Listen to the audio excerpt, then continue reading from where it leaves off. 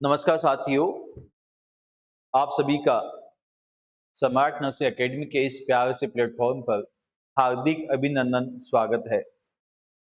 फिर से मैं आपके लिए आरएमएल के लिए इम्पोर्टेंट सेशंस सिलेक्शंस वाला सेशंस लेके आ गया हूं, जिसके अंदर प्रत्येक उस एमसीक्यू की बात फिर से आपसे की जाएगी जो प्रत्येक एग्जाम में हिट होने के चांसेस होते हैं। ऐसे क्वेश्चंस के चांसेस होते हैं जो प्रत्येक एग्जाम में पूछे जा सकते हैं। इस पार्ट के अंदर इस सेशंस के अंदर अपन देखेंगे कुछ इंपॉर्टेंट क्वेश्चंस को फिर से, जैसे अपन लास्ट सेशंस में देखा था। चलते हैं बिना देर किए, और सबसे पहले आपके पास क्वेश्चंस पुट अप होते हैं और एक एक क्वेश्चंस की जैसे मैं आपसे बात कर लेता हूं, आपको लगेगा कि हाँ वास्तव में सर ये वो सभी क्वेश्चन है जो एग्जाम्स में रिपीट होते हैं।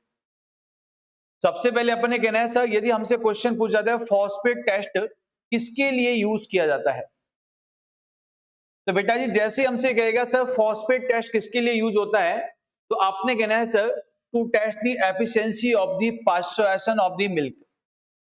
क्वेश्चंस कहेगा कि फॉस्फेट टेस्ट का यूज किसमें किया जाएगा, तो आपने कहना है सर मिल्क का पास्चुरेशन जब किया जाता है तो उस मिल्क का प्रॉपर वे में पास्चुराइजेशन हुआ या नहीं हुआ, इस चीज को चेक करने के लिए क्या किया जाता है, यहाँ पे फॉस्फेट टेस्ट किया जाता है।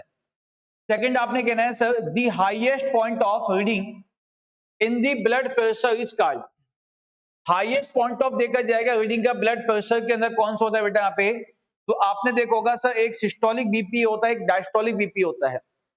और सिस्टोलिक बीपी के अंदर जब बेटा जी बात की जाएगी तो आपने कहना है सर 120 होता है, और डायस्टोलिक कितना होता है 80 होता है। तो क्वेश्चंस क्या है, इसमें से हाईएस्ट कौन सा होता है बेटा, ज्यादा कौन सा होता है, तो माय डियर आपने कहना है सर सिस्टोलिक बीपी क्या होता है, ज्यादा होता है। Second question, phenylketonuria is detected by which urine test?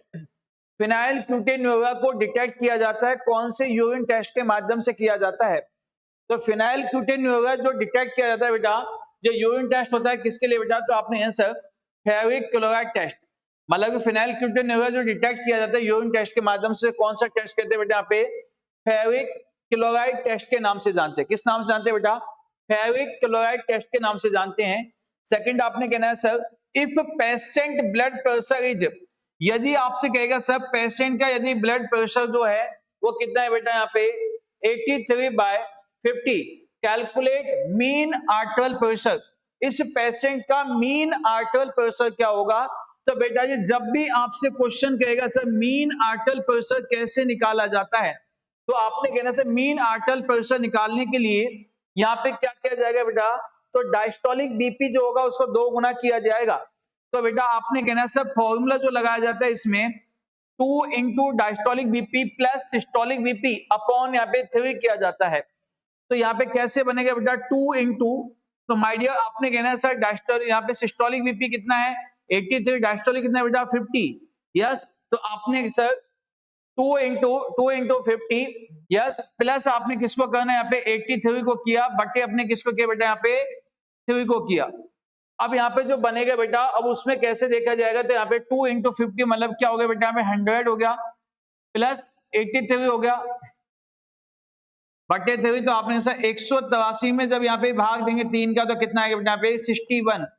तो आपने कहना है सर इसका जो यहाँ पे देखा जाएगा, इसका जो यहाँ पे देखा जाएगा, तो यहाँ पे मीन ब्लड प्रेशर जब देखा जाएगा तो यहाँ पे मीन ब्लड जो प्रेशर होता है तो कितना होता है 2 into diastolic plus systolic upon 3, आपने कहना है 61 mm ऑफ Hg। क्या होता है इसका 61 mm ऑफ Hg, आपने कहना है आंसर आएगा निकल के। नेक्स्ट क्वेश्चंस की बात कर लेते हैं। CBC complete blood count, yes, blood sample collected in purple colour while which contain a substance which act an anticoagulant to prevent the clot formation of the, yes, तो जैसे बेटा सीबीसी के लिए हमने ब्लड कलेक्शन किया तो उस while के अंदर क्वेश्चन कहेगा, जैसे हमने सीबीसी के लिए यहाँ पे बेटा जी यहाँ पे ब्लड कलेक्ट किया तो उस वाइल में जो क्या मिलाया जाता है बेटा, एंटीकोगुलेंट मिलाया जाता है। क्या मिलाया जाता है उसमें, एंटीकोगुलेंट मिलाया जाता है। वाइल कौन सी बेटा, यहाँ पे पर्पल कलर की वाइल है जिसके अंदर एंटीकोगुलेंट मिलाया जाता है। तो बताइए उसमें कौन सी वाइल कहा जाता है उसको, तो आपने कहना सर उसे ईडीटीए वाइल कहते हैं। क्या कहते हैं बेटा, उसे ईडीटीए वाइल कहा जाता है। नेक्स्ट क्वेश्चंस की बात कर लेते हैं। Discharge planning should be begins, आपने कहना है सर जैसे पेशेंट को हॉस्पिटल में एडमिट किया जाता है तो उसका डिस्चार्ज प्लानिंग कब से स्टार्ट कर दिया जाता है। तो बेटा अब आपने कहना है सर डिस्चार्ज प्लानिंग जो यहाँ पे स्टार्ट किया जाता है, डिस्चार्ज प्लानिंग कब से स्टार्ट हो जाती है। तो डिस्चार्ज प्लानिंग एडमिशन के टाइम से स्टार्ट हो जाती है। आपसे क्वेश्चन कहेगा डिस्चार्ज प्लानिंग कब से, तो बेटा जी आपने कहना है सर डिस्चार्ज प्लानिंग एडमिशन के समय से क्या हो जाती है, स्टार्ट हो जाती है। नेक्स्ट क्वेश्चन की बात कर लेते हैं। In which position BP instrument give correct measurement. यदि बेटा किसी भी पेशेंट का बीपी ले रहे हैं तो बीपी इंस्ट्रूमेंट के माध्यम से जो बेटा जी यहाँ पे करेक्ट मेजरमेंट आएगा वो कहां से आएगा, मतलब कौन सी पोजीशन में करेक्ट बीपी आता है। तो आपने कहना sir sitting position and arm is in level of heart, मतलब कि एक तो क्या होना चाहिए बीपी लेते समय सिटिंग पोजीशन में सबसे अच्छा बीपी आता है। सिटिंग पोजीशन प्लस अपन कहेंगे सर उसका at level of the heart होना चाहिए, क्योंकि कभी कभी यदि बीपी लिया जाता है तो बीपी लेते समय कुछ एरर्स आ जाते हैं। जैसे कि आपने क्या किया बेटा, यदि बीपी कप नैरो यूज किया तो फॉल्स हाई आने के चांसेस होंगे। यदि आपने क्या किया वाइड यूज किया तो फॉल्स लो आने के चांसेस होंगे। बीपी कप को टाइट बांध दिया तो फॉल्स लो आएगा, बीपी कप को लूज बांध दिया तो बेटा फॉल्स हाई आएगा। तो आपने कहना सर यदि बीपी लेते समय यदि उसका हैंड जो है below level of the heart है तो बेटा फॉल्स हाई बीपी आता है, लेकिन बेटा above level of the heart है तो फॉल्स लो बीपी आता है। और बीपी लेते समय बेटा जी यदि हाथ क्या उसका at level of the heart है, यदि उसका हैंड जो है बेटा at level of the heart है तो बेटा बीपी कैसा आएगा बेटा, करेक्ट आएगा। कैसा आएगा बेटा, करेक्ट। तो सबसे अच्छा जो माना जाता है बेटा सिटिंग पोजीशन मानी जाती है। देन आर्म जो बेटा कैसा होना चाहिए बेटा, at level of the heart होना चाहिए। Next question, a clinical thermometer indicate temperature in degree Fahrenheit. Yes, तो आपने जैसे एक क्लिनिकल जो थर्मामीटर होता है indicate temperature in degree Fahrenheit, तो आपने कैसे डिग्री फ़ारेनहाइट जो होता है बेटा, यदि आपसे कहा जाएगा 94 डिग्री फ़ारेनहाइट को 108 डिग्री फ़ारेनहाइट, और यदि एक क्लिनिकल यदि आपसे कह रहा है कि कहां से कहां तक इसकी रेंज हो सकती है, तो बेटा जो थर्मामीटर की जो रेंज होती है फ़ारेनहाइट में, तो आपने कहना है सर यहाँ पे 94 से लेकर 108 डिग्री फ़ारेनहाइट तक होती है। लेकिन यदि सेंटीग्रेड में बोलेगा तो बेटा कहां तक नंबरिंग होते हैं बेटा, 35 डिग्री सेंटीग्रेड से लेकर 42 डिग्री सेंटीग्रेड। ये बहुत ही बड़ा बेसिक सा क्वेश्चन है कि सर सपोज कीजिए ये थर्मामीटर है, तो इस थर्मामीटर की नंबरिंग कहां से कहां तक है, तो बेटा डिग्री सेंटीग्रेड में तो 35 से लेकर 42 तक होती है। सेकंड यदि डिग्री फ़ारेनहाइट में देखेंगे तो बेटा कितना जाएगा इसमें, 94 डिग्री फ़ारेनहाइट से लेकर कितना जाएगा बेटा 108 तक इसमें नंबरिंग दी जाती है। While measuring blood pressure, the patient should be placed in, yes तो ये मैंने आपको बता दिया कौन से बेटा यहाँ पे सिटिंग पोजीशन में। नेक्स्ट क्वेश्चंस की बात कर लेते हैं, और नेक्स्ट क्वेश्चंस बेटा जी जो यहाँ पे रहने वाला है माय डियर, ये क्वेश्चंस आपका और भी जबरदस्त क्वेश्चन आ गया। Yes, the difference between the apical pulse and radial pulse. Questions कहेगा कि अपाइकल पल्स और रेडियल पल्स के बीच को क्या कहते हैं बेटा जी, यहाँ पे जो डिफरेंस देखा जाता है अपाइकल पल्स और किसके बीच का बेटा जी, यहाँ पे अपाइकल पल्स के और रेडियल पल्स के बीच का डिफरेंस क्या कहलाता है बेटा, पल्स डेफिसिट कहलाता है। क्या कहलाता है, पल्स डेफिसिट कहलाता है। नेक्स्ट क्वेश्चंस की बात कर लेते हैं। While measuring blood pressure in purple are sorry, जब बीपी लेते समय की बात की गई है तो ध्यान देना, while measuring blood pressure, while measuring blood pressure in upper arm, sorry क्या बेटा यहाँ पे upper arm, the chest piece of stethoscope place over. तो आपने कहना है सर जब अपर आर्म से बीपी लिया जाता है तो स्टेथोस्कोप का जो डायफ्राम होता है उसको कहां पे प्लेस किया जाता है, तो आपने कहना है उसको प्लेस कहां किया जाता है, ब्रेकियल आर्टरी पे किया जाता है। कहां पे, ब्रेकियल आर्टरी पे किया जाता है। नेक्स्ट क्वेश्चंस की बात कर लेते हैं। If highest temperature recorded in the morning and lowest temperature in evening, तो बेटा यदि हमने किसी पेशेंट का टेम्परेचर लिया और उसको बेटा किसकी कंडीशन है, प्रारग्जा कंडीशन है, फीवर है उसको, और हमने देखा मॉर्निंग में उसका फीवर ज्यादा है लेकिन इवनिंग में कम हो जाता है, तो उसे कौन से टाइप का फीवर कहते हैं बेटा, तो आपने कहना है इनवर्स फीवर कहते हैं उसे। क्या कहते हैं उसे, इनवर्स फीवर कहा जाएगा। उसे क्या कहेंगे बेटा जी यहाँ पे, इनवर्स फीवर कहेंगे बेटा। यस, नेक्स्ट क्वेश्चंस की बात कर लेते हैं। तो अब आपने कहना है sir routine blood pressure measurement, तो यदि रूटीन ब्लड प्रेशर जो मेजरमेंट किया जाएगा तो आपने कहना sir routine blood pressure measurement screening start from the age of, तो routine blood pressure measurement screening start कर दी जाती है कौन सी एज से? तो आपने सीधा वन लाइनर आंसर देना है। यहाँ पे क्या आंसर देना है आपने? 3 साल पे स्टार्ट कर देने। कब से? 3 इयर्स पे स्टार्ट कर देनी है। नेक्स्ट क्वेश्चंस की बात कर लेता हूं आपसे, और ये क्वेश्चंस आपका बड़ा ही जबरदस्त क्वेश्चंस बेटा आपके सामने पुट अप होने वाला है। तो देर किस बात की? यस, जल्दी से एक एक क्वेश्चंस को जल्दी से बेटा जी यहाँ पे पढ़ते चलिए, और यहाँ पे आप सीखते चलिए कि आंसर कैसे देना है।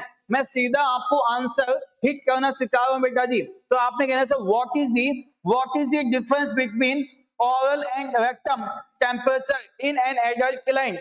एडल्ट क्लाइंट के अंदर यदि ओरल और रेक्टम टेम्परेचर के डिफरेंस बिटवीन को देखेंगे तो बेटा कितना होता है? तो बेटा 0.6 डिग्री फ़ारेनहाइट या अपन क्या डिग्री सेल्सियस, या इसको फ़ारेनहाइट में बोलेंगे कितना होता है बेटा यहाँ पे? 1 डिग्री फ़ारेनहाइट। यदि डिग्री सेल्सियस में बोलेंगे तो 0.6 डिग्री सेंटीग्रेड होता है, फिर फ़ारेनहाइट में बोला जाएगा तो बेटा 1 डिग्री फ़ारेनहाइट होता है। Next question, at the age of 1 year, यदि 1 साल तक की बात कर लेते हैं तो at the age of 1 year the normal respiration rate कितनी होती है? तो क्वेश्चन कहेगा 1 साल तक के बच्चों के अंदर या इन्फेंट एज में बच्चे का रेस्पिरेशन कितना होता है? तो बेटा 1 साल की एज वाले बच्चे का यदि क्या देखा जाएगा यहाँ पे? रेस्पिरेशन रेट यदि बेटा जी देखा जाएगा तो कितना जाएगा बेटा यहाँ पे? 16 से 30 ब्रीथ पर मिनट जाएगा। क्या जाएगा? 16 से 30 ब्रीथ पर मिनट आपने आंसर देना है। कितने ही जबरदस्त क्वेश्चंस यहाँ पे बेटा जी आपके लिए हैं। यस, तो बस देर नहीं करना है, लगे रहिए। यस, और स्मार्ट नर्सिंग एकेडमी के इस प्लेटफॉर्म को ज्यादा से ज्यादा फ्यूचर नर्सिंग ऑफिसर तक बेटा जी यहाँ पे क्लास को भेजते रहिए, और ज्यादा से ज्यादा फ्यूचर नर्सिंग ऑफिसर को क्लास के साथ में कनेक्ट करते रहिए। आपको मिलने वाले हैं और भी जबरदस्त क्वेश्चन आने वाले टाइम में। बहुत जल्दी में आपके लिए सभी सब्जेक्ट का रैपिड रिवीजन यूट्यूब पे भी लेके आने वाला हूं, तो आपने टेंशन नहीं करना है बेटा जी। यहाँ पे आ जाइए, नेक्स्ट क्वेश्चंस की बात कर लेते हैं।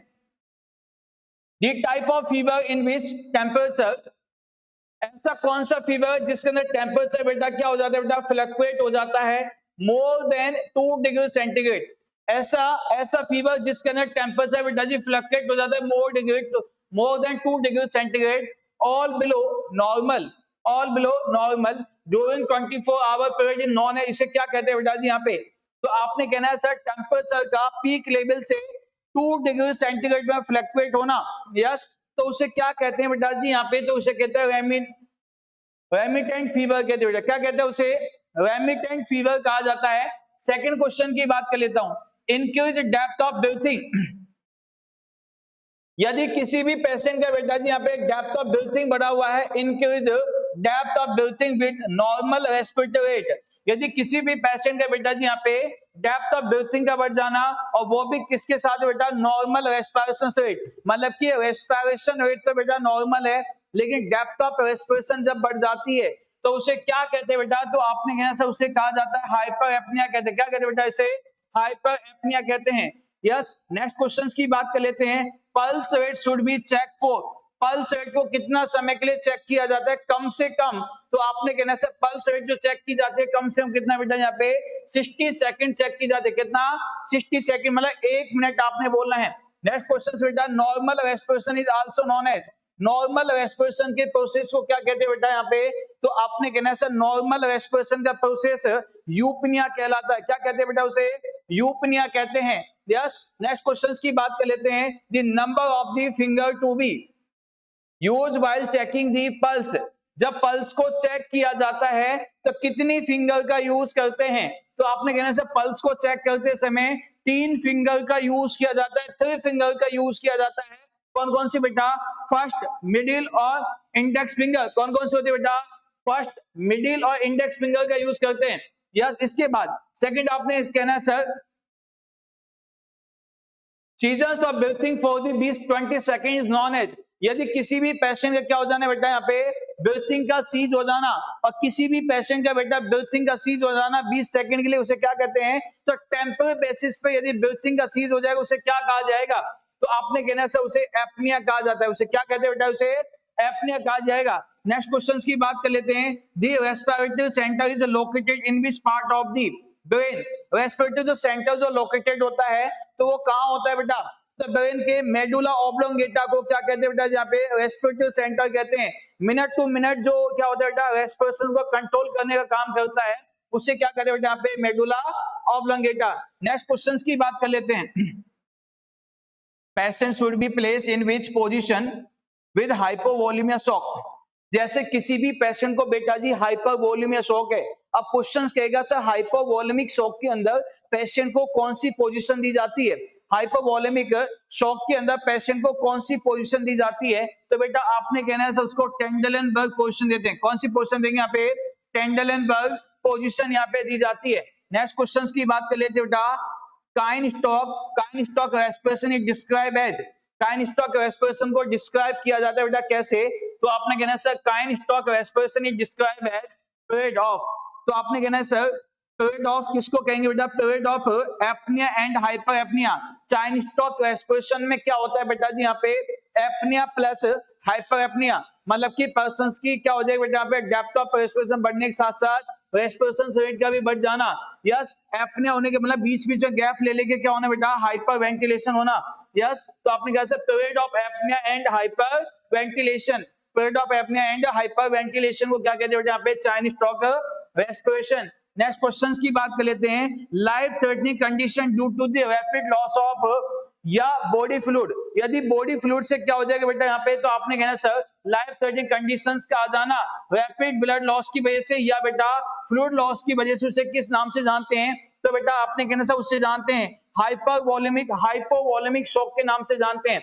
लाइफ थ्रेटनिंग कंडीशंस का आ जाना बेटा रैपिड लॉस ऑफ ब्लड की वजह से या बॉडी फ्लूइड के लॉस ऑफ होने की वजह से, तो उसे हाइपोवोलेमिक शॉक के नाम से जानते हैं।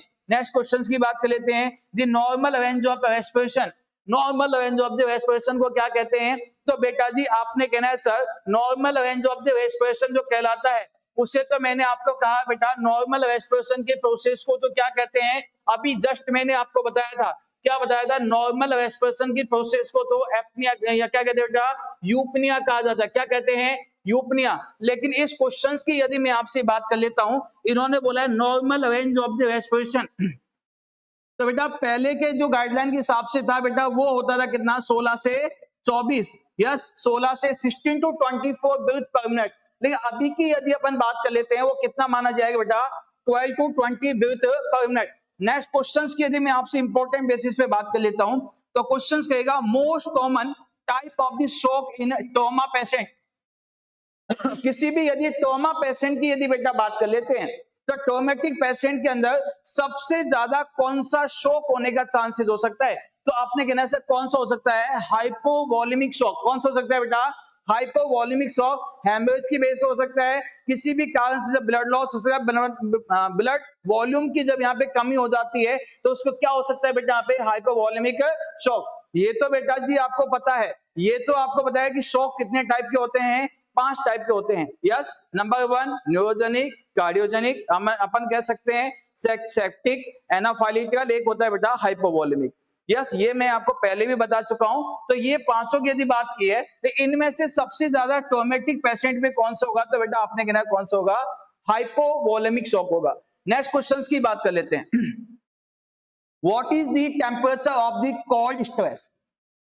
कोल्ड स्ट्रेस की बात कर लेते हैं, तो क्वेश्चंस ने कहा है कि temperature of the cold stress कितना होता है, जैसे कोल्ड स्पंज वगैरह दिया तो उसका कितना यहाँ पे बेटा जी यहाँ पे टेम्परेचर होता है, तो आपने कहा सर 36 से लेकर 36.4 डिग्री सेल्सियस होता है। क्या होता है, 36 से लेकर 36.4 डिग्री सेल्सियस होता है। ये क्वेश्चंस आपका आया हुआ है बेटा नॉर्सेट और सेकंड बेटा यहाँ पे एम्स 2021 में आया हुआ है। सेकंड क्वेश्चंस की मैं आपसे बात कर लेता हूं, most common type of shock in burn patient. Burn patient की बात कर लें या ट्रॉमेटिक पेशेंट की बात कर लें, इनमें सबसे ज्यादा शॉक कौन सा होता है बेटा, हाइपोवोलेमिक शॉक होता है। लास्ट क्लास में मैंने आपको बताया था कि बर्न वाले पेशेंट के अंदर चॉइस ऑफ फ्लूइड जो दिया जाता है, और चॉइस ऑफ फ्लूइड कौन सा दिया जाता है, तो बेटा आपने कहा था कौन सा, आरएल को दिया जाता है। और आरएल को कौन से फॉर्मूला के माध्यम से दिया जाता है, तो आपने कहा था मेरे से कौन से फॉर्मूला जिसके अंदर यूज किया जाता है बेटा, किसका, पार्कलिन फॉर्मूला का यूज किया जाता है। पार्कलिन फॉर्मूला मैंने आपको बोला क्या होता है, 4 ml into yes total body surface area burn कितना इंटू मैंने आपसे कहा बेटा वेट के साथ में क्या करना है, यस हमें मल्टीप्लाई करना है। जितना भी फ्लूइड आएगा उसको 24 आवर्स आएगा, स्टार्टिंग 8 आवर्स में 50% देना है, नेक्स्ट बेटा 16 आवर्स में 50% देना है। ये मैंने आपको बताया था किसका, पार्कलिन फॉर्मूला का। सेकंड अपन बात कर लेते हैं heat stock. Heat stock usually अगर एट टेम्परेचर अराउंड, यहाँ पे हीट स्टॉक की जो कंडीशंस आती है तो आपने कहना चाहिए हीट स्टॉक के अंदर टेम्परेचर कितना जा सकता है। तो माय डियर आपने सीधा आंसर क्लिक करना है। देखो मैं आपको ऐसे क्वेश्चंस बता रहा हूं जो कि एग्जाम में सीधे हिट होने के चांसेस होते हैं। आपको अपना लगाने की आवश्यकता नहीं है, क्या, दिमाग। यस क्योंकि दिमाग लगाने के लिए मैं बैठा हूं, आपने सिर्फ क्वेश्चंस के आंसर देते चलने हैं, एक एक क्वेश्चंस को अच्छे से रीड आउट करने। जितने भी इंपॉर्टेंट क्वेश्चंस आपके बनने वाले हैं मैं सभी क्वेश्चंस को RML 400 के प्लस के नाम से मैं लेके आ गया हूं।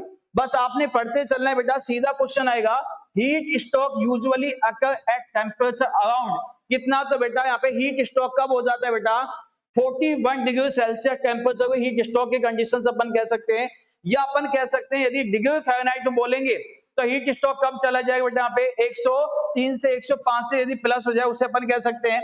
सेकंड यहाँ पे कहेंगे बेटा, यहाँ पे the term nursing process was first describe by, सबसे पहले नर्सिंग टर्म को किसने डिस्क्राइब किया था, तो आपने कहना sir the term nursing process was first term describe by L hall ने किया था बेटा। किसने किया था इसको, एल हॉल ने सबसे पहले क्या किया था, इसको डिस्क्राइब किया था। नेक्स्ट क्वेश्चंस की बात कर लेते हैं। Local called application transfer heat from the body by, मतलब कि सीधा बोला है बेटा local called application transfer heat from, मतलब कि यहां पे आपने सुना होगा हीट लॉस के मेथड्स आपने सुनोगे बेटा। क्या सुना होगा, हीट लॉस के मेथड्स की आपने सुना होगा, हीट लॉस। तो बेटा जी हीट लॉस के जो मेथड्स होते हैं कितने मेथड्स के माध्यम से होता है माय डियर, तो आपने कहना सर एक होता है कंडक्शन, कौन सा होता है बेटा यहाँ पे, कंडक्शन। सेकंड आपने सुना होगा एक होता है कन्वेक्शन, नेक्स्ट होता है इवेपोरेशन, और एक होता है बेटा कौन सा, रेडिएशन। आपने सुना होगा। तो यहाँ पे सबसे पहले क्वेश्चन पूछा जाता है कि कोल्ड पार्ट से सीधा हॉट पार्ट से कांटेक्ट में जब आएगा तो इसे कंडक्शन। तो यहाँ पे कितना परसेंट, देखिए चार मेथड्स मैंने आपको बोले हैं, कंडक्शन, कन्वेक्शन, इवेपोरेशन और रेडिएशन। कंडक्शन में कितना परसेंट हीट का लॉस होता है, तो आपने कहना सर कितना होता है, तो यहाँ पे इतना माना जाता है 22 के आसपास। सेकंड अपन कह सकते हैं 15% कन्वेक्शन, मतलब कि एयर के माध्यम से, इन्वायरमेंटल एयर के माध्यम से जो हीट का लॉस होता है उसे कन्वेक्शन कहते हैं। यस, और यदि लिक्विड का भाप में वेपोर में कन्वर्ट होना, और वेपोर में कन्वर्ट होता है उसे क्या कहते हैं बेटा, इवेपोरेशन। 3% आसपास ये अपन कह सकते हैं। सबसे ज्यादा किस होता है बेटा, यहाँ पे 60% किसके माध्यम से माना जाता है यहाँ पे, तो आपने कहना सर रेडिएशन के माध्यम से माना जाता है। तो यहाँ पे हीट लॉस के कितने मेथड्स हुए बेटा, तो आपने कहना सर कंडक्शन, कन्वेक्शन, इवेपोरेशन और क्या हो गया बेटा यहाँ पे रेडिएशन। तो इसमें क्वेश्चंस ने ये कहा है कि यहाँ पे कोल्ड एप्लीकेशन ट्रांसफर बेटा फ्रॉम हीट, तो इसे कौन सा कहेंगे बेटा यहाँ पे, कंडक्शन। नेक्स्ट क्वेश्चंस की अपन बात कर लेते हैं। और यहाँ पे सेकंड क्वेश्चन ये है बेटा, सबसे ज्यादा इंपॉर्टेंट क्वेश्चन आपके लिए क्या जाएगा, तो आपने कहना है sir the most important stage of the nursing process. Nursing process की यदि अपन बात कर लेते हैं तो नर्सिंग प्रोसेस की सबसे ज्यादा इंपॉर्टेंट स्टेज कौन सी है, तो नर्सिंग प्रोसेस की सबसे जो मेन स्टेप मानी जाती है बेटा क्या, असिस्टमेंट। क्या माना जाएगा, असिस्टमेंट। अब यदि मैं आपसे ये कह दूं बेटा जी कि असिस्टमेंट कितने टाइप का होता है, तो बेटा बड़े बड़े विद्वान फेल हो जाते हैं जब टाइप ऑफ असिस्टमेंट की बात की जाती है। तो बेटा जी आपने कहना है असिस्टमेंट जो होता है यहाँ पे 4 टाइप का असिस्टमेंट होता है। कितने टाइप का होता है, 4 टाइप का असिस्टमेंट होता है। सबसे पहला असिस्टमेंट होता है नंबर 1, जैसे पेशेंट अपने पास आया हमने क्या किया यहाँ पे, इनिशियल असिस्टमेंट। कौन सा होता है बेटा यहाँ पे, इनिशियल असिस्टमेंट। और जैसे बेटा जी इनिशियल असिस्टमेंट का नाम आएगा, मतलब कि एडमिशन ऑफ द पेशेंट या डिस्चार्ज ऑफ द पेशेंट, उस समय जो किया जाएगा बेटा कौन सा होगा, यहाँ पे इनिशियल। सेकंड आपने कहना है सर दूसरा होता है कौन सा, ऑन गोइंग असिस्टमेंट। ऑन गोइंग, अब यही क्वेश्चन आपकी SCPGI में पूछा गया था, यही क्वेश्चन आपके NSM में पूछा गया था कि ऑन गोइंग असिस्टमेंट का दूसरा नाम क्या है, तो बेटा आपने कहना है सर ऑन गोइंग असिस्टमेंट को कहा जाता है टाइम लैप्स। टाइम लैप्स असिस्टमेंट के नाम से जानते हैं, किस नाम से, टाइम लैप्स असिस्टमेंट के नाम से जानते हैं। और टाइम लैप्स असिस्टमेंट क्यों, जैसे पेशेंट को हॉस्पिटल में एडमिट किया, एडमिट करने के 1 से 2 दिन के बाद में यदि देखा जाएगा, जब पेशेंट का क्या लिया जाता है बेटा यहाँ पे, फॉलो अप लिया जाता है। और फॉलोअप के समय उसका जो मेडिसिन चले हुए हैं उसका नेगेटिव और पॉजिटिव इफेक्ट को जो देखा जाता है वो किस में देखते हैं बेटा पे, टाइम लैप्स असेसमेंट। तीसरे नंबर पे होता है माय डियर, तो आपने कहना सर इसमें कौन सा होता है, उसे कहते हैं फोकस असेसमेंट। कौन सा कहते हैं यहाँ पे, फोकस असेसमेंट। मतलब कि हमने सबसे पहले कौन सी कंडीशंस वाले पेशेंट पे फोकस करना है। तो आपने देखोगा हमारे पास कौन सा होता है, रेस्पिरेटरी डिस्ट्रेस। सबसे पहले हमें फोकस करना होता है रेस्पिरेटरी डिस्ट्रेस वाले पे, सेकंड अपने कोर्स पे बेटा हेमरेजिक वाले पे फोकस करना होता है। तो इस कंडीशन को जब देखा जाएगा तो आपके पास में यदि प्रायोरिटी बेसिस के लिए यदि कोई पेशेंट है तो आपने सबसे पहले फोकस किस पे करना है, तो आपने सबसे पहले फोकस किस पे करना है, कहा जाता है जिसमें नहीं है सांस उसकी नहीं है आस, और जिसमें सांस नहीं है तो उसकी आस नहीं है। तो इसके मतलब सबसे पहले किसको किया जाएगा, रेस्पिरेटरी डिस्ट्रेस वाले पेशेंट को, सेकंड हेमरेजिक को अपन कर सकते हैं। तो ऐसी कंडीशन वाले जो सबसे पहले फोकस किया जाता है उसे क्या कहते हैं, फोकस असेसमेंट कहते हैं। यस बोलो राधे राधे। सेकंड आपने कहना है सर चौथे नंबर पर असेसमेंट कौन सा होता है, तो बेटा इसे कहते हैं साइकोलॉजिकल असेसमेंट। कौन सा होता है बेटा, साइकोलॉजिकल असेसमेंट। साइकोलॉजिकल असेसमेंट में आपने कहना है सर इसमें क्या जाएगा, तो यहां पे किसी भी पेशेंट की मेंटल एबिलिटी को देखना। जैसे आपसे क्वेश्चन पूछा गया, ए 85 year old person have confuse, तो आपने कहना है यदि कंफ्यूज है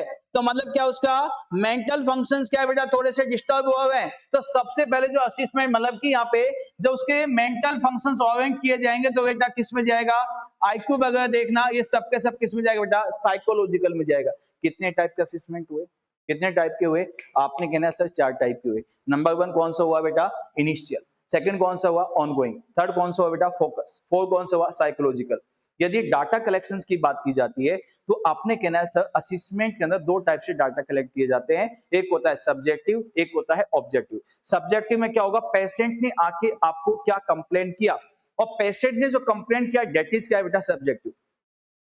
डॉक्टर्स ने क्या किया, उसको असेसमेंट किया और उन्होंने क्या किया, उस चीज को देखा, यदि इसको पेन है तो क्यों है और क्या कारण हो सकता है, दैट इज कौन सा कहलाएगा, ऑब्जेक्टिव। कौन सा कहलाएगा, ऑब्जेक्टिव। समस्या का पता लगाया किस वजह से हो सकता है, दैट इज ऑब्जेक्टिव। हमने क्या किया, फिजिकल एग्जामिनेशन किया, हमने उसके वाइटल साइन लिए और हमने उसके माध्यम से जो पता चलाया जाता है उसे क्या कहते हैं, ऑब्जेक्टिव कहते हैं। सब्जेक्टिव और ऑब्जेक्टिव। छोटी सी कहानी मैंने आपको बताई है। सबसे पहले यस यदि नर्सिंग प्रोसेस की पहली स्टेप्स के नाम से जानते हैं, फर्स्ट स्टेप होती है, मोस्ट कॉमन स्टेप होती है, सबसे ज्यादा इंपॉर्टेंट होती है, वो क्या होता है बेटा, असेसमेंट होता है। क्या होता है, असेसमेंट। सेकंड कहानी मैं आपके सामने फिर से लेके चलता हूं और नेक्स्ट क्वेश्चन यहां पे आपका आएगा। तो अब आपने कहना है सर नेक्स्ट क्वेश्चन,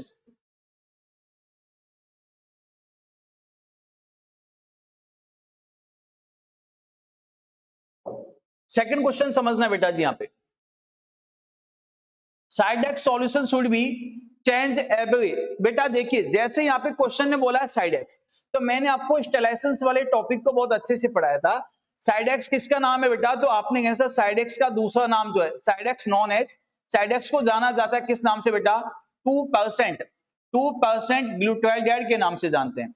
तो आपने कहना है सर साइड एक्स का जो यूज किया जाता है, जैसे आपका मल्टीपल यूज होने वाले कैथेटर्स वगैरह जो होते हैं, एंडोस्कोपिक कैथेटर, लेरिंजोस्कोपिक कैथेटर, ब्रोंकोस्कोपिक कैथेटर्स वगैरह हो गए हैं, या बेटा सिस्टोस्कोपिक कैथेटर हो गए हैं। ऐसे कैथेटर को जब केमिकल डिसइंफेक्शन किया जाता है तो किसके माध्यम से किया जाएगा, साइडेक्स के माध्यम से किया जाएगा। साइडेक्स इसका नाम है बेटा जी यहाँ पे 2% ग्लूटाल्डिहाइड। अब ये क्वेश्चन कह रहा है कि साइडेक्स के सॉल्यूशन को कितने घंटे में चेंज कर देना चाहिए बेटा, या कितने दिन में चेंज कर देना चाहिए। तो बेटा यदि घंटे बोलेगा इसको आवर्स से क्या कर लेना बेटा, से मल्टीप्लाई, और डे में यदि बोलेगा तो कितना करना है बेटा, यहाँ पे 14 डेज आपने बोलना है। कितने, 14 डेज। सेकंड क्वेश्चन की बात कर लेते हैं। When performing an abdominal assessment in which order are given step to step followed. Questions ने कहा है कि देखिए बेटा सबसे पहले तो यहाँ पे 2 क्वेश्चंस आपको सबसे पहले ही पता होना चाहिए। जब भी किसी भी पेशेंट का एब्डोमिनल एग्जामिनेशन किया जाता है तो एब्डोमिनल एग्जामिनेशंस में बेटा भी पोजीशन जो दी जाती है बेटा जी, कौन सी पोजीशन देते हैं, तो आपने कहना है सर एब्डोमिनल एग्जामिनेशंस के अंदर कौन सी पोजीशन देते हैं, डोर्सल रिकमेंडेड पोजीशंस देते हैं। डोर्सल रिकमेंडेड पोजीशंस कैसे होती है बेटा, सुपाइन पोजीशन देने के बाद में यस, और उसके जो लेग्स होते हैं उसको फ्लेक्स किया जाता है पेल्विस साइड में। इससे क्या हो जाती है, उसकी एब्डोमिनल मसल्स क्या हो जाती है बेटा, यहाँ पे रिलैक्स हो जाती है। अब यहाँ पे हमने इस देने के बाद अब आपने सुना होगा सर असिस्टमेंट के जैसे यहाँ पे क्या किया जाएगा, एब्डोमिनल असेसमेंट। तो फिजिकल एग्जामिनेशन जब किया जाता है तो फिजिकल एग्जामिनेशन के कुछ स्टेप्स यहाँ पे होते हैं। तो आपने कहा सर फिजिकल एग्जामिनेशन के 4 स्टेप्स होते हैं। सबसे पहले देखो देखो देखो क्या हुआ है, और देखा जाएगा आइज के माध्यम से या किसी इंस्ट्रूमेंट के माध्यम से, उसे कहते हैं बेटा क्या, तो आपने कहना है सर उसे कहा जाता है सबसे पहले इंस्पेक्शन। क्या कहते हैं बेटा, इंस्पेक्शन। सेकंड आपने कहना है सर जब किसी भी बॉडी पार्ट को पाल्पेट किया जाएगा, पाल्पेट करना मतलब या तो पाम का यूज करेंगे या बेटा फिंगर का यूज करेंगे। तो बेटा जैसे एक होता है डीप पाल्पेशन, एक होता है लाइट पाल्पेशन। जब लाइट पाल्पेशन किया जाएगा तो आपने कहना है सर जैसे पल्स वगैरह किसी भी पेशेंट की चेक की जाती है उसे कहते हैं लाइट पाल्पेशन। एक होता है डीप पाल्पेशन, जब किसी भी अपने बॉडी ऑर्गन की साइज वगैरह को चेक किया जाता है उसे कहते हैं बेटा जी यहाँ पे कौन सा, डीप पाल्पेशन। तो पहली स्टेप्स हमारे पास कौन सी बनी है बेटा, इंस्पेक्शन। सेकंड कौन सी बनी है बेटा, पाल्पेशन। कौन सी बनी है बेटा यहाँ पे, पाल्पेशन। कौन सी बनी है, पाल्पेशन। तीसरा होता है बेटा आर्टिफिशियल साउंड प्रोड्यूस करा के देखना। और आर्टिफिशियल साउंड प्रोड्यूस कराना मतलब बॉडी को क्या करना बेटा यहाँ पे, बॉडी को वाइब्रेट कराना, तो उससे कहते हैं बेटा यहाँ पे कौन सा। तो अब आपने कहना है सर पहला कौन सा था, इंस्पेक्शन। दूसरा कौन सा था बेटा जी यहाँ पे, पाल्पेशन। तीसरा है बेटा उससे कहेंगे परकशन। कौन सा कहेंगे बेटा यहाँ पे, परकशन। और लास्ट हो गया बेटा जब स्टेथोस्कोप की सहायता से नेचुरल साउंड को लिसनिंग करना, उसे कहते हैं बेटा अस्कल्टेशन। क्या कहते हैं, अस्कल्टेशन। ये जो सीक्वेंस है बेटा ये तो नॉर्मल फिजिकल एग्जामिनेशन का है। यदि किसी भी पेशेंट में बेटा क्वेश्चन पूछा जाएगा कि normal sequence of the physical examination, normal sequence of the physical examination क्या जाएगा, तो सबसे पहले इंस्पेक्शन, पाल्पेशन, परकशन और अस्कल्टेशन। लेकिन क्वेश्चन में क्या बोला है, एब्डोमिनल असेसमेंट की बात की गई है। तो बेटा एब्डोमिनल असेसमेंट में क्या होता है, इंस्पेक्शन तो अपनी जगह सेम रहेगा भाई, कोई भी पेशेंट को सबसे देखेंगे सही। सेकंड क्या होता है, पाल्पेशन और अस्कल्टेशन की पोजीशंस आपस में चेंज हो जाती है। तो आपने कहना है एब्डोमिनल एग्जामिनेशन के अंदर सीक्वेंस रहता है वो क्या हो जाता है बेटा, इंस्पेक्शन। और इंस्पेक्शन के बाद में पाल्पेशन नहीं आके क्या होगा बेटा एब्डोमिनल्स के अंदर, आपने कहना है सर अस्कल्टेशन। उसके बाद में परकशन, देन क्या होगा बेटा, पाल्पेशन। तो यहां पे अपन कह सकते हैं सर आई एम पर्पल। क्या बोल दिया मैंने यहाँ पे आपको, आई एम पर्पल। आई का मतलब क्या हुआ बेटा, इंस्पेक्शन। एम का मतलब क्या हुआ बेटा यहाँ पे, अस्कल्टेशन। पर का मतलब क्या होगा बेटा यहाँ पे, परकशन। और पाल्पेशन का क्या होगा बेटा, पल। तो आपने कहना सर आई एम पर्पल आपने बोल देना। कितना इजी वे में एक क्वेश्चन आपका फिर से सॉल्व होने के चांसेस हो गए। यस, अब देखिए कहते हैं ना कि इंसान बड़ा तब नहीं बनता है बेटा जब वो बड़ी बड़ी बातें करने लगे। इंसान बड़ा उस दिन बन जाता है जब वो छोटी छोटी बातें समझने लगे। और यदि कोई आपकी तरह छोटी छोटी बातें समझने लग जाता है तो उसको बड़ा बनने से कोई नहीं रोक सकता है। आप सभी भी बड़े बनने वाले हो, पेशेंस बना के चलिए। नेक्स्ट क्वेश्चंस की मैं आपसे बात कर लेता हूं बेटा जी यहाँ पे। तो आपने कहना sir the solution used to disinfect the bed linens of HIV infected patient. जब भी बेटा जी डिसइंफेक्शन का नाम आएगा, केमिकल डिसइंफेक्शन का नाम आएगा, तो आपने कहना सर सबसे ज्यादा पावरफुल जो माना जाता है 10% सोडियम हाइपोक्लोराइड को माना जाता है। ऑप्शन में नहीं था इसलिए 1% लिखा हुआ है, जब एग्जाम आया था तो आपने कहना सर सबसे पहले किसको मानते हैं, 10%। देन कौन सा बेटा 5%, देन कौन सा बेटा 1%। इसके बाद में यदि 10% सोडियम हाइपोक्लोराइड यदि आपके पास ऑप्शन में नहीं है तो आपने फॉर्मल्डिहाइड को आंसर देना। किसको देना है, फॉर्मल्डिहाइड। फॉर्मल्डिहाइड भी नहीं है तो ग्लूटाल्डिहाइड, वो भी नहीं है तो बेटा इसके बाद किसको आंसर देना है बेटा, फिनॉल। इसके बाद वो भी नहीं है तो बेटा क्या जाएगा यहाँ पे आपका डिटॉल। देन क्या जाएगा बेटा, सेवलॉन। इस हिसाब से आप बोल सकते हो।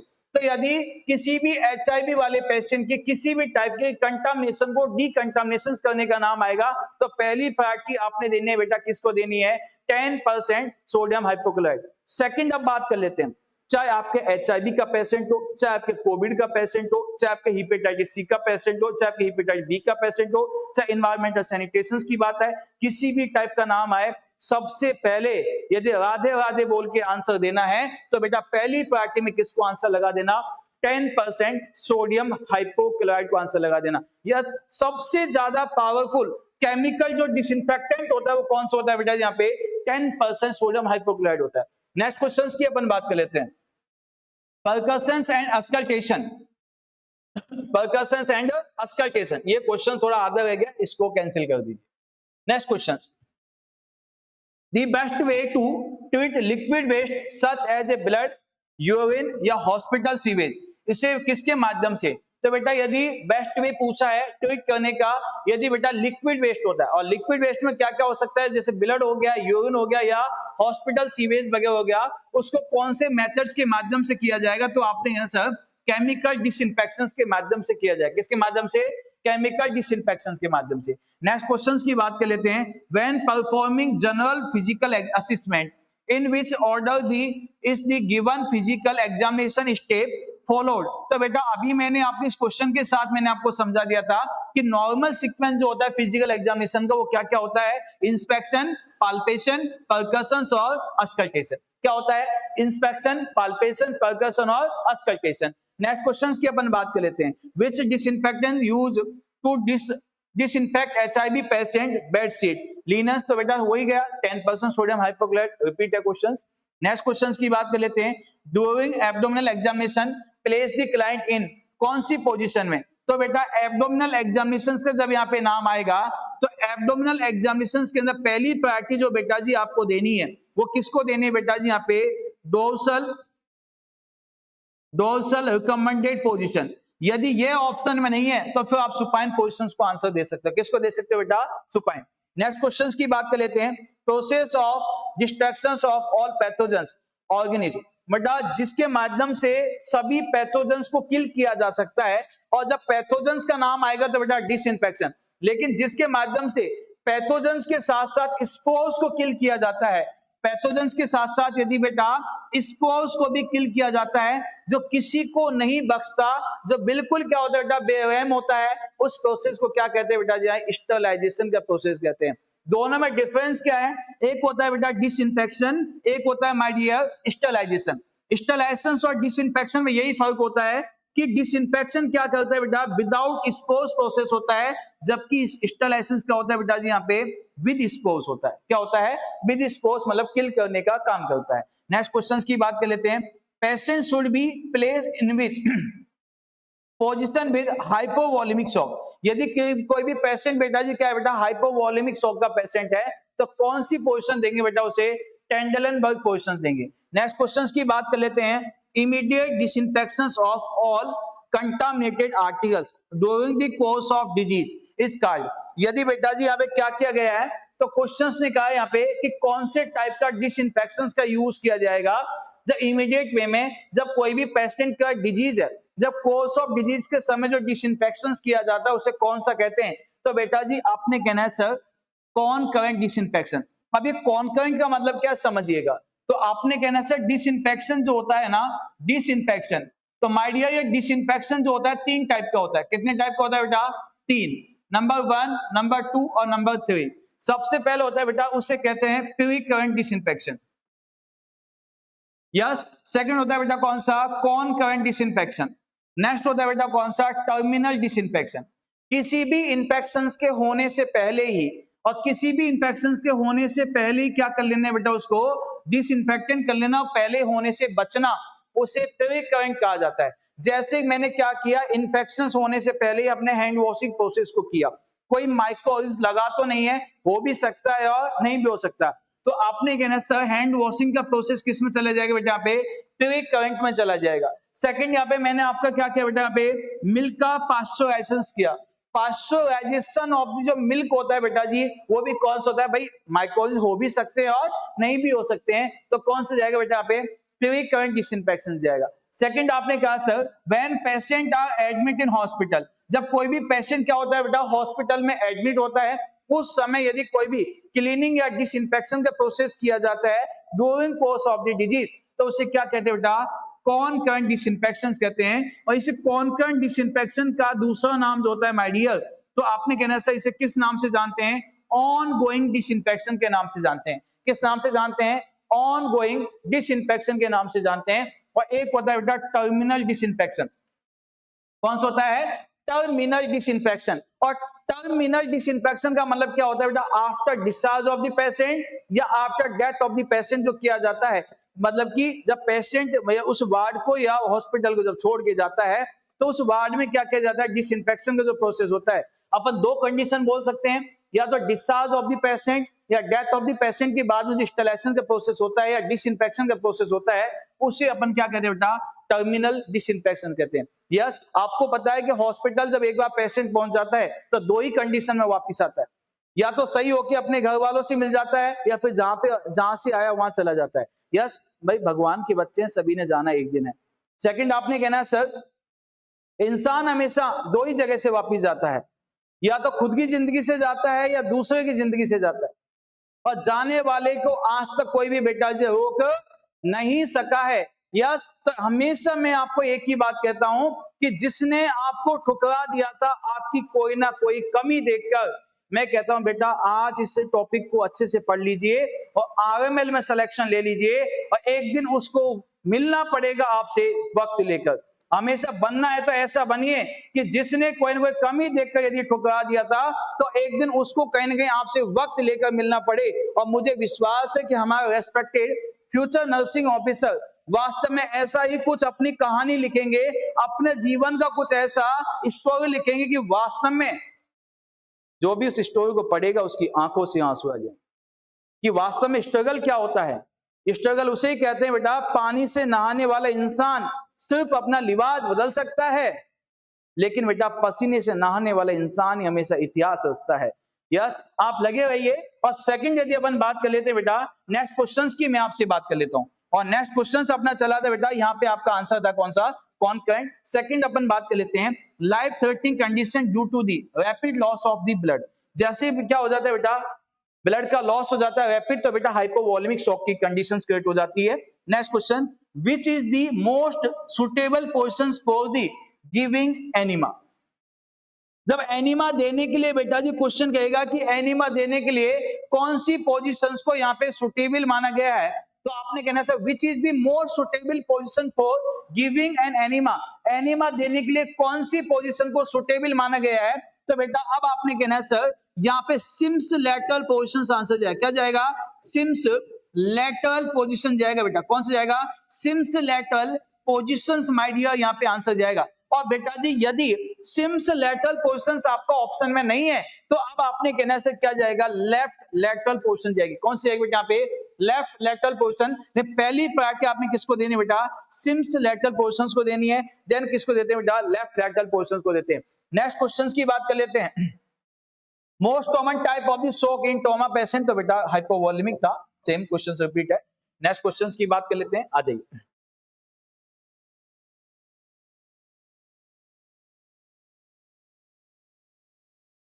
यस, क्वेश्चंस प्रॉपर विजुअल है, नहीं है तो थोड़ा सा जूम इन कर लेते हैं बेटा, कोई बात नहीं, गुस्सा नहीं होने का शाबाश। सेकंड क्वेश्चंस की बात कर लेते हैं, the technique which is used to prevent cross infections.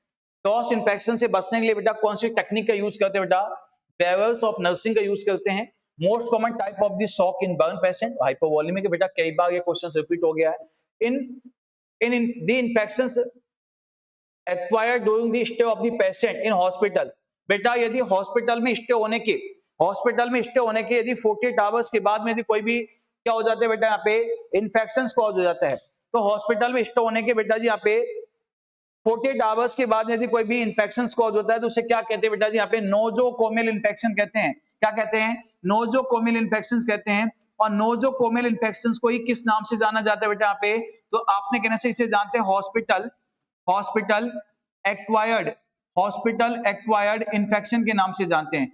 और इस हॉस्पिटल एक्वायर्ड इन्फेक्शन के यस कितने यहाँ पे क्राइटेरिया होते हैं बेटा, तो आपने कहना से सबसे पहले क्राइटेरिया होता है बेटा CLABSI, central and associated blood stream infection. एक होता है बेटा SSI yes surgical site infection. एक होता है बेटा कौन सा, कोटी। कौन सा होता है बेटा यहाँ पे, कोटी मतलब कैथेटर एसोसिएटेड यूटीआई यस। इसके बाद नेक्स्ट कौन सा होता है बेटा जी यहाँ पे, तो अब आपने कहना है सर नंबर कौन सा था बेटा, central line associated blood stream infection था।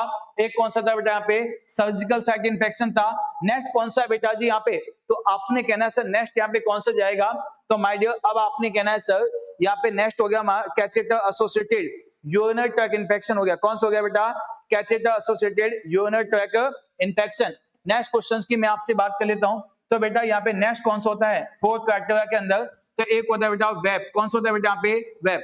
वेंटिलेटर एसोसिएटेड निमोनिया, कौन सा होता है बेटा यहाँ पे वेंटिलेटर एसोसिएटेड निमोनिया आपने बोलना है यहाँ पे। यस, अब यहाँ पे सेकंड कंडीशन को देखिए, ये तो मैंने आपसे कहा सर 4 क्राइटेरिया होते हैं, कभी कभी क्वेश्चन में आ जाता है।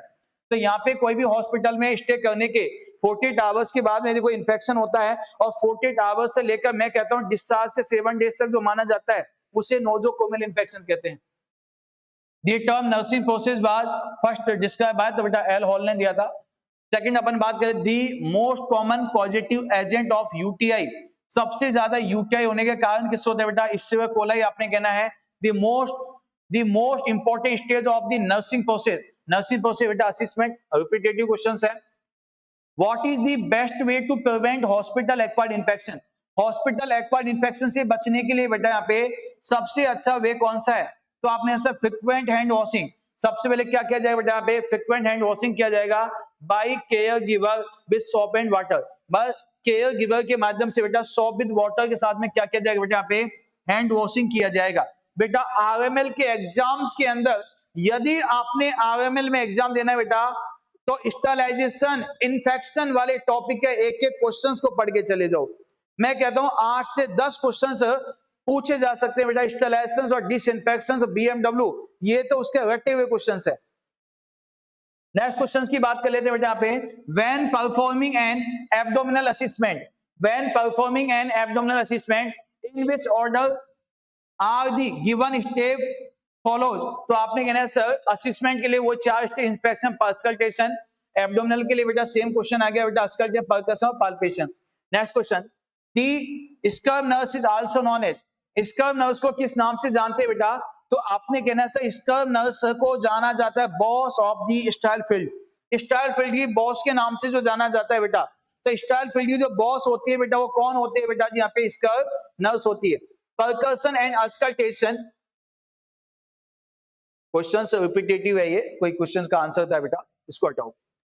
Ideal temperature for the OT, OT का आइडियल टेम्परेचर कितना होता है बेटा, तो आपने कहना सर ओटी का जो टेम्परेचर होता है वो होता है बेटा 18 से 24 डिग्री सेल्सियस, कितना होता है बेटा यहाँ पे 18 से 24 डिग्री सेल्सियस होता है। लेकिन ह्यूमिडिटी कितनी होती है बेटा यहाँ पे, तो अब आपने आंसर देना सर ह्यूमिडिटी कितनी होती है बेटा 40 से 60% होती है, कितनी होती है बेटा यहाँ पे 40 से 60% होती है। नेक्स्ट क्वेश्चंस की बात कर लेते हैं when performing general physical examination, उसमें सेम क्वेश्चन है बेटा, इसको भी हटाओ।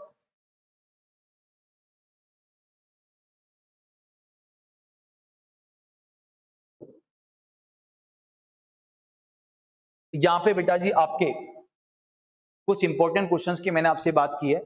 सेकंड नेक्स्ट सेशंस में फिर आपसे मिलता हूं, इसके जस्ट आपने डिस्कनेक्ट नहीं होना है। 5 मिनट के बाद फिक्स 5 मिनट के बाद में दूसरा सेशन आपका आने वाला है जिसके अंदर 50 से 100 क्वेश्चंस मैं फिर से लेके आने वाला हूं, डोंट मिस। तो पहले इस सेशंस को कंप्लीट आपने देखा और एक एक क्वेश्चंस को देखा, इसके बाद कुछ आपके लिए फिर से एक सेशंस आने वाला है, छोटा सा सेशन होगा। यस, इस क्लास को डिस्कनेक्ट करके कंटिन्यू उस क्लास के साथ कंटिन्यू हो जाने बेटा। फिर मिलता हूं आपसे 5 मिनट के बाद, जब तक के लिए हैप्पी रहिए, स्वस्थ रहिए, मस्त रहिए। जय हिंद, जय भारत।